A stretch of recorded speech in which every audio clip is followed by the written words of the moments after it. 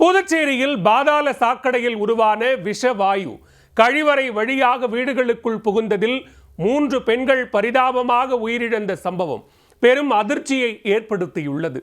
10 தெருக்களில் இருந்து பொதுமக்கள் வெளியேற்றப்பட்டுள்ளனர். பாதாள சாக்கடை விஷவாயு சம்பவத்தின் பின்னணி என்ன? புதுச்சேரியில் பாதாள சாக்கடை வழியாக வீடுகளுக்குள் கழிவறையில் பரவிய விஷவாயு தாக்கியதில் பாட்டி, மகள், பேத்தி என 3 பெண்கள் பரிதாபமாக உயிரிழந்திருக்கிறார்கள். கழிவறை மூலம் பரவிய விஷவாயு 3 உயிர்களை பறித்தது எப்படி?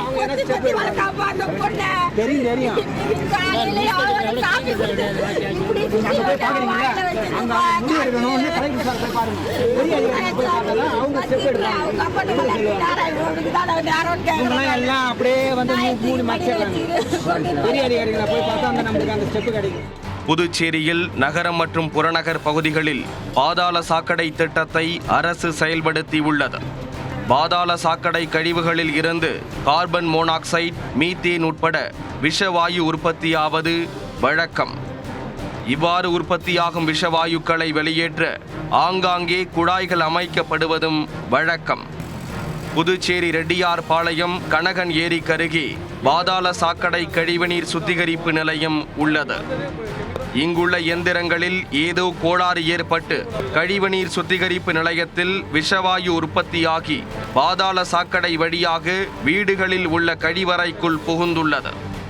இன்று காலை வழக்கம் போல ரெட்டியார் பாளையம் புதுநகர் 4வது தெருவில் கழிவறைக்கு சென்றவர்கள் திடீரென கழிவறைக்கு உள்ளேயே மயங்கி விழுந்துள்ளனர். 4வது தெருவைச் சேர்ந்த 80 வயதான செந்தாமரை கழிவறைக்கு சென்றபோது மயங்கி விழுந்துள்ளார். அவரை காப்பாற்ற சென்ற 48 வயதான அவரது மகள் காமாட்சியும் மயக்கம் போட்டு விழுந்திருக்கிறார். தாய் மற்றும் பாட்டி மயக்கம் போட்டு விழுந்த காரணம் தெரியாமல் அவர்களின் அருகே சென்ற காமாட்சியின் மகள் பாக்கியலட்சுமியும் மயக்கம் போட்டு விழுந்து விட்டார். ஒரே வீட்டில் பாட்டி, மகள், பேத்தி என 3 பேர் மயக்கம் போட்டு விட அருகே இருந்தவர்கள் அவர்களை மீட்டு மருத்துவமனைக்கு அனுப்பி வைத்துள்ளனர். 3 பேரையும் பரிசோதித்த மருத்துவர்கள் அவர்கள் இறந்து விட்டதாக தெரிவித்திருக்கிறார்கள். மேலும் அதே தெருவில் அடுத்த வீட்டில் வசிக்கும் 16 வயதான செல்வராணி, பாலகிருஷ்ணா ஆகியோரும் கழிவறைக்குள் மயக்கம் போட்டு விழுந்துள்ளனர். இவர்கள் இருவருக்கும் தீவிர சிகிச்சை அளிக்கப்பட்டு வருகிறது. இதையடுத்து அந்த பகுதியில் கழிவறையிலிருந்து விஷவாயு வெளியேறும் தகவல் காட்டுத்தீயாக பரவ மக்கள் வீடுகளை விட்டு வெளியேறினர். இந்த தொடர் பராமரிப்பு பணியை சரி பண்ணியிருந்தாங்கன்னா இன்னைக்கு இந்த மாதிரி ஒரு உயிர் பலியை நாங்கள் கொடுத்துருக்க மாட்டோம். இதை நாங்கள் அதிகாரிகிட்ட இதுக்கு முன்னாடியும் பல முறை நாங்கள் எடுத்து சொல்லி பராமரிப்பு பணியை தொடர்ந்து செய்யுங்கன்னு சொல்லியிருக்கிறோம். எங்களுக்கு முதல்ல இந்த பகுதியில் இந்த குழாய் போகிற பகுதியில் அந்த ஏர் வெண்ட் ஏற்படுத்தி இந்த துர்நாற்றத்தையும் இந்த வாயுவை வெளியேற்றதுக்கான வழியை முதல்ல எங்களுக்கு செஞ்சு கொடுக்கணும். மற்ற பகுதியில் அமைச்சு கொடுத்துருக்காங்க.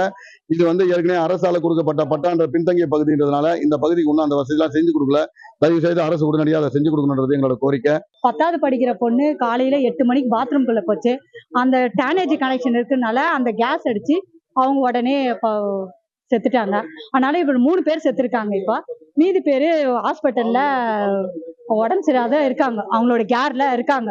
அதனால இதுக்கு தக்க நடவடிக்கை எடுக்க மாதிரி நாங்க பணியோட கேட்டுக்கொள்வோம். விஷவாயு தொடர்பான தகவல் பரவி அப்பகுதியில் பதற்றம் ஏற்படவே பொதுப்பணித்துறையினர், தீயணைப்பு துறையினர், அறிவியல் தொழில்நுட்ப துறையினர் சம்பவ இடத்தில் ஆய்வில் ஈடுபட்டனர். ஹைட்ரஜன் சல்பைடு இல்லைன்னா மீத்தேன், இதில் இந்த 3 காற்றுகள் வெளியில மேலே எவாப்ரேட் ஆகணும். அது போகாமல் கழிவறைக்குள்ள 3 அறையில் இருந்ததுன்னா இந்த ஆக்சிஜன் கான்சன்ட்ரேஷன்லாம் கம்மியாகி அந்த நச்சு காற்ற ஜனங்க ப்ரீத் பண்ணும்போது இந்த மாதிரி ப்ராப்ளம்லாம் வரலாம். நினைவில்லாமல் போகலாம், மூச்சு திணறல் வரலாம், உயிருக்கு ஆபத்து ஏற்படலாம். அது இதில் இன்னைக்கு 5 பேர் அஃபெக்டாக இருக்காங்க. அதில் 2 பேர் நல்லா இருக்காங்க, 3 பேர் இறந்துருக்காங்க. 3 பேர்ல 72 வயசு பாட்டி ஒருத்தாங்க, 54 வயசு ஒரு பெண்மணி ஒருத்தாங்க, அப்புறம் ஒரு 15 வயசு பொண்ணு. இது ஒரே வீட்டில் ஆகல, 2-3 வீட்டில் ஆயிருக்குது. அது என்ன காரணங்கிறத இப்போ பிடபிள்யூடி, ரெவன்யூ டிபார்ட்மெண்ட்லாம் கரெக்டெல்லாம் செக் பண்ணிட்டு இருக்காங்க. எங்கேருந்து அந்த கேஸ் லீக் ஆச்சுன்னு பார்த்துட்டு இருக்காங்க. அந்த பகுதியில் வீடுகளில் கழிவறை வழியாக விஷவாயு பரவலாம் என முன்னெச்சரிக்கை விடப்பட்டு 10 தெருக்களில் வசிக்கும் மக்கள் வெளியேறும்படி மைக் மூலம் எச்சரிக்கப்பட்டது. வந்து ஆபத்தான சூழ்நிலை இருக்கிறதுனால தயவுசெய்து வந்து எல்லாரும் வந்து கோஆப்ரேட் பண்ணுங்க கொஞ்சம். ஏன்னா காவல்துறை, அப்புறம் revenue department, PW department, health department இவங்கெல்லாம் வந்து அவங்க வேலையை செஞ்சுன்னு இருக்காங்க.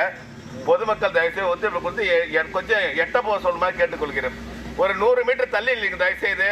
ஏன்னா வந்து அந்த இதை ஓப்பன் பண்ணியிருக்காங்க, கேஸ் கொஞ்சமாக அப்படியே பரவறதுக்கு வாய்ப்பு இருக்குது.